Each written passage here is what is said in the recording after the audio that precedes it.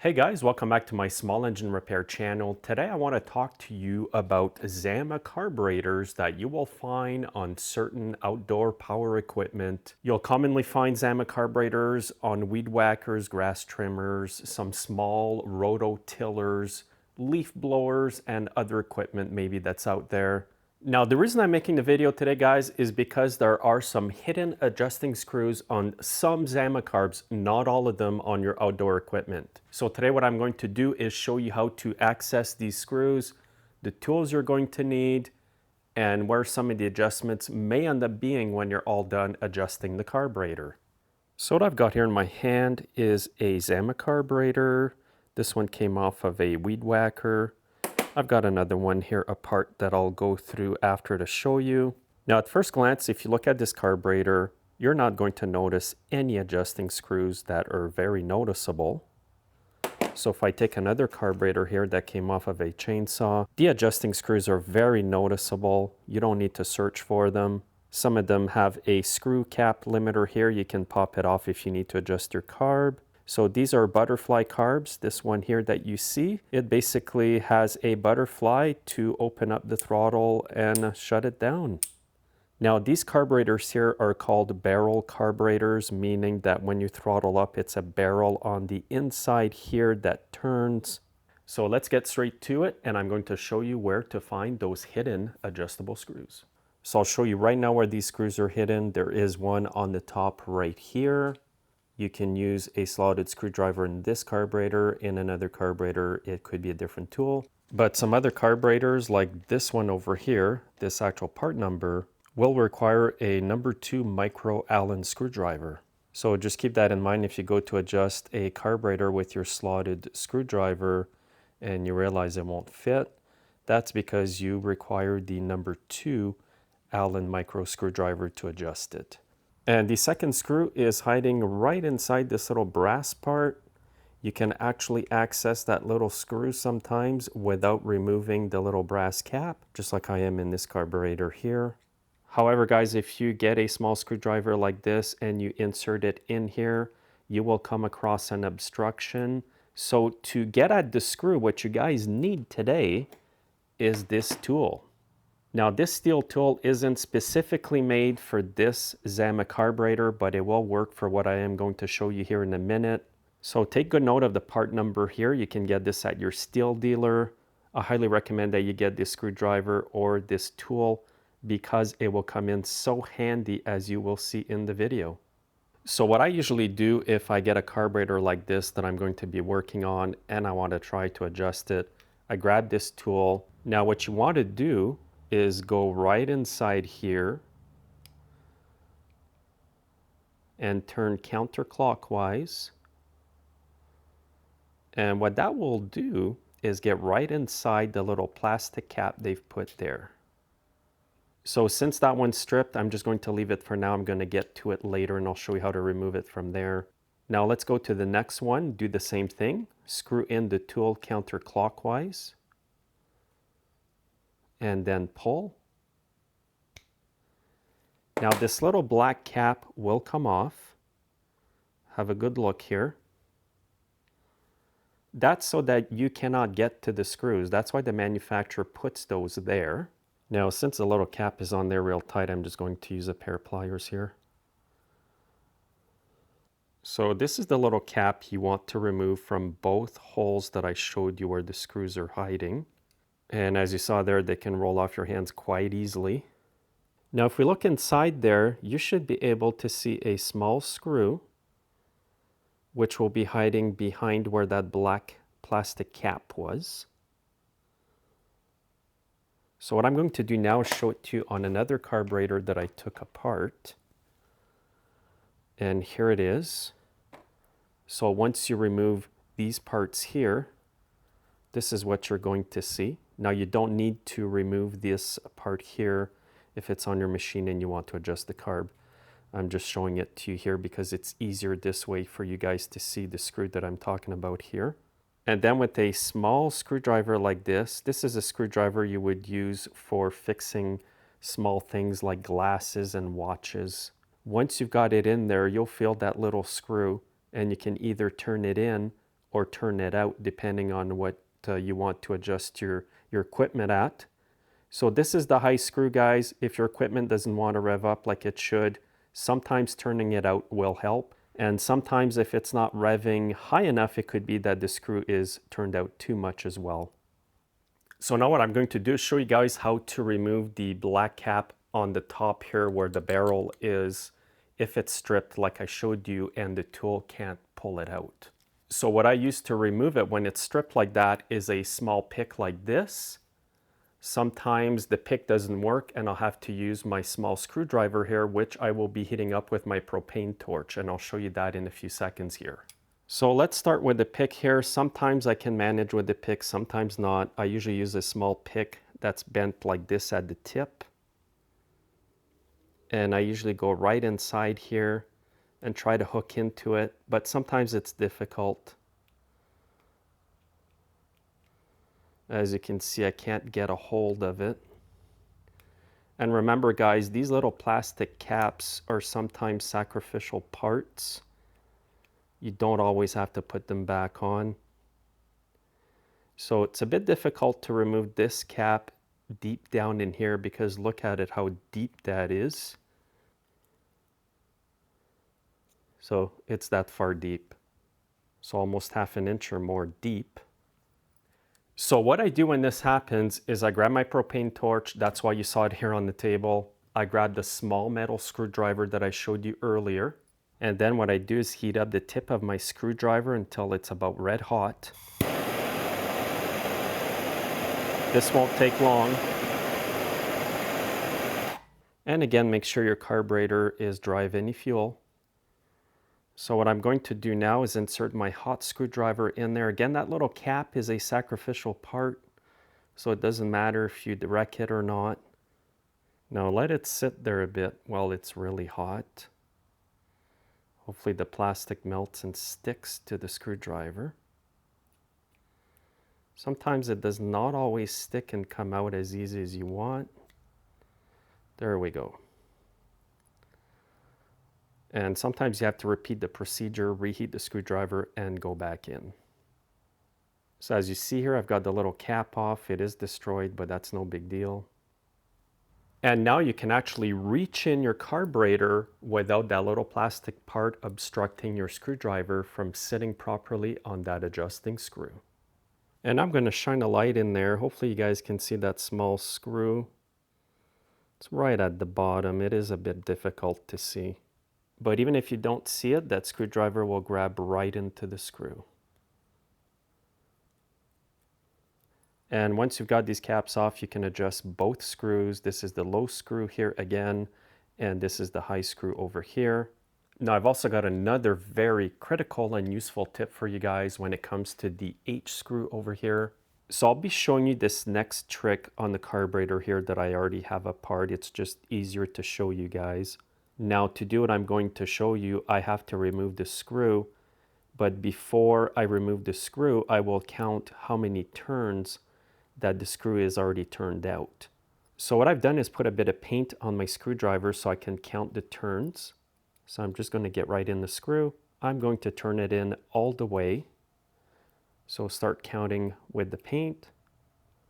1 turn, 2 turns, 2.5 turns out. So now I know when I put the screw back in to screw it in all the way and turn it out 2.5 turns. Now this next step here is very critical. So if you have a problematic carburetor, sometimes just doing what I'm going to be showing you will cure that carb.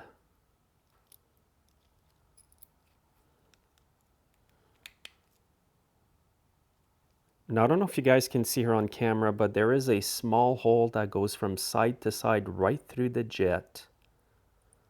And it's located right at the bottom here, right where my drill bit is. What I usually do is I grab this small tool here with a micro drill bit that is about 10/1000 of an inch or smaller, just to slightly enlarge that hole. And you can see the hole is right here. And then I just enlarge it a bit. You don't want to enlarge it too much, but you guys kind of get the gist here. Sometimes I find enlarging that hole makes the machine run a whole lot better.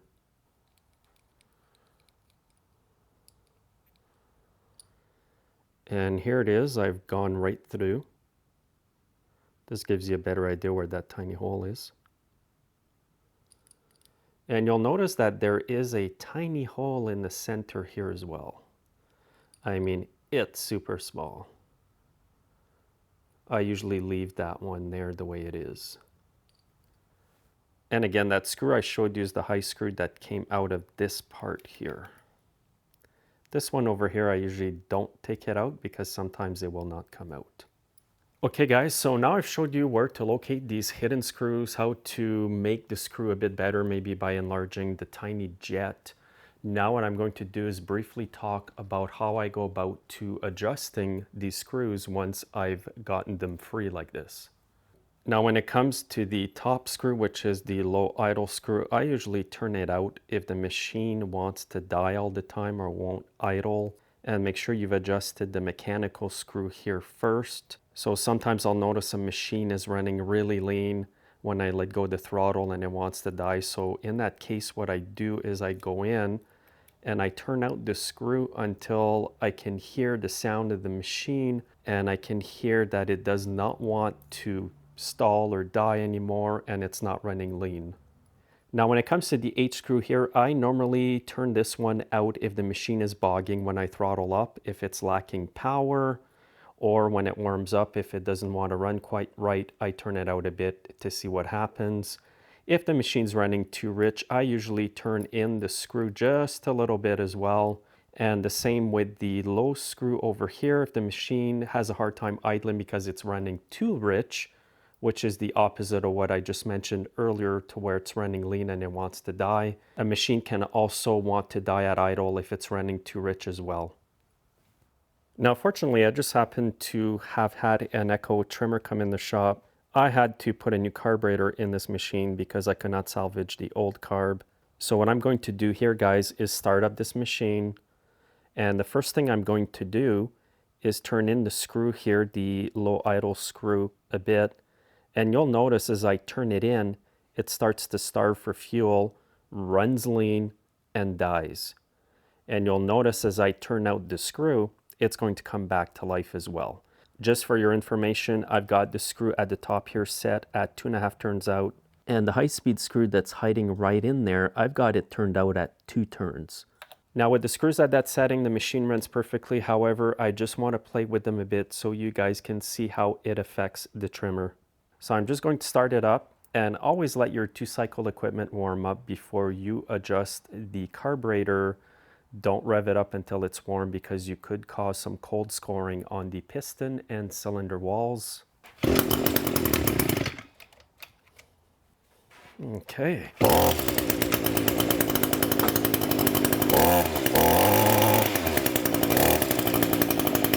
So now it idles perfectly. Now I'm going to start turning the screw in, and you guys will see how that affects it.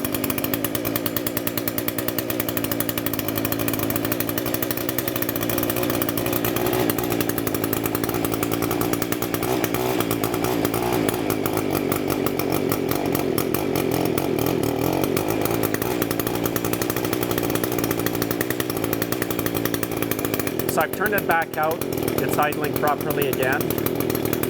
Again, if I turn it in too much, it'll start running lean and eventually die. So as it started to run too lean, it just died. It started to rev a bit, as you guys saw. So now I've got the screw screwed in all the way. I'm just going to turn it out 2.5 turns now and leave it there. I'll start it up again. I will adjust the H screw under here, the high-speed screw, by turning it in until you hear the machine bog. Just to show you what can happen if that screw is screwed in too much.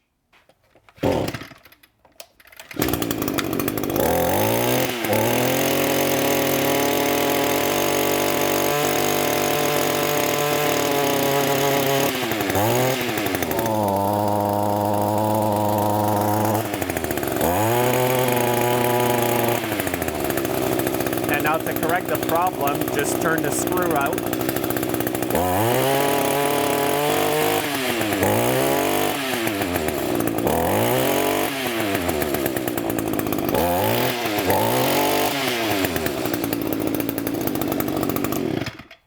So you clearly saw how adjusting these screws can affect how this little trimmer works. If the screws are turned in too much, the machine will just run so lean that it will not be able to stay running. And just another quick tip here, guys. When you buy a new OEM Zama carburetor, most of the time they will come without the little small black caps installed. So they are not installed on this new carb. If I reach down with my screwdriver, the screw is exposed. Same as over here, you can clearly see it.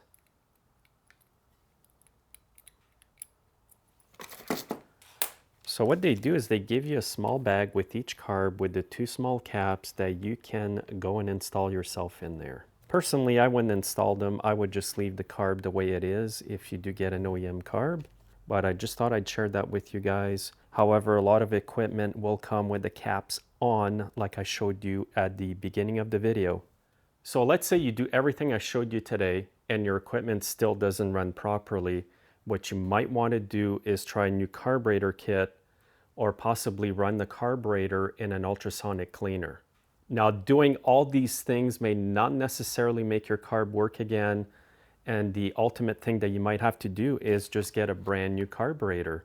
But one tip I want to give you guys again is sometimes you will install a brand new carburetor like this, like I did on the weed whacker I just showed you, and you will still have to grab the small screwdriver and do some adjustments. So to give you an example, after I installed the carburetor on the weed whacker here that I just showed you, I had to go and adjust the low idle screw by turning it out a bit.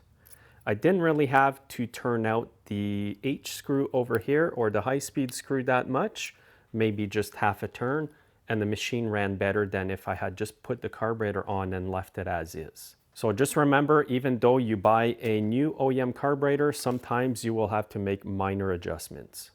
So if you guys like this video, please like it and share it with your friends. I've also put the part number in the description for the small Stihl tool to remove those black caps. Also, don't forget to follow me on social media, Facebook, Twitter, and Instagram. All the links are below the video, and you guys have a great day.